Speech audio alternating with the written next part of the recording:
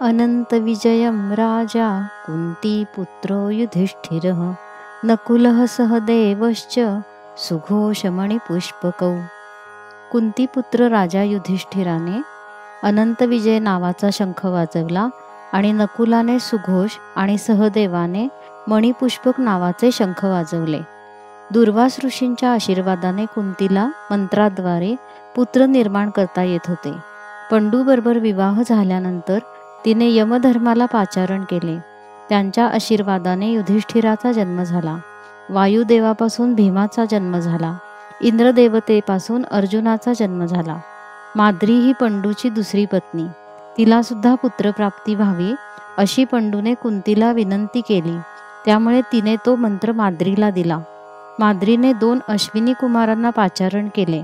त्यामुळे 2 जुळी मुले नकुल व सहदेवाचा जन्म झाला. शतशृंग पर्वतावर या सर्वांचे जन्म झाले.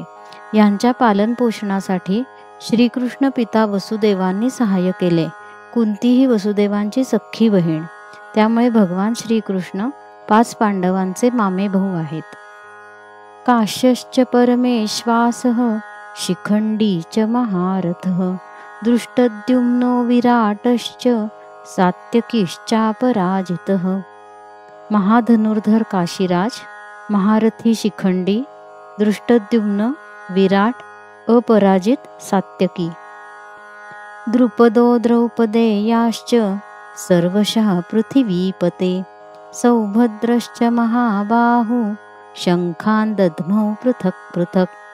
हे राजन, द्रुपद द्रौपदीचे पुत्र, मोठे बाहू असलेला सुभद्रेचा पुत्र अभिमन्यू या सर्व वीरांनी वेगवेगळे शंख सैन्याच्या सर्व भागात वाजवले.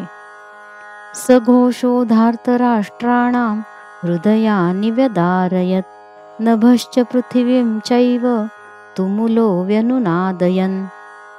आकाश व पृथ्वी यांना दुमदुमून सोडणाऱ्या शंखनादामुळे धृतराष्ट्रपुत्र कौरवांची हृदये विदीर्ण झाली. अथ व्यवस्थितान् दृष्ट्वा धार्तराष्ट्रान् कपिध्वजः प्रवृत्ते शस्त्रसंपाते धनुरुद्यम्य पांडवः. त्यानंतर धृतराष्ट्रपुत्र युद्धाकरता सज्ज असलेले पाहून पांडुपुत्र अर्जुन, ज्याच्या रथावर हनुमानाचे चित्र असलेला ध्वज आहे, धनुष्यबाण हाती घेऊन सज्ज झाला. राम रावण युद्धामध्ये हनुमानाने रामांना सहाय्य केले होते आणि आता हनुमान व भगवान श्रीकृष्ण हे दोघेही अर्जुनाला सहाय्य करण्यासाठी रथावर आरूढ आहेत.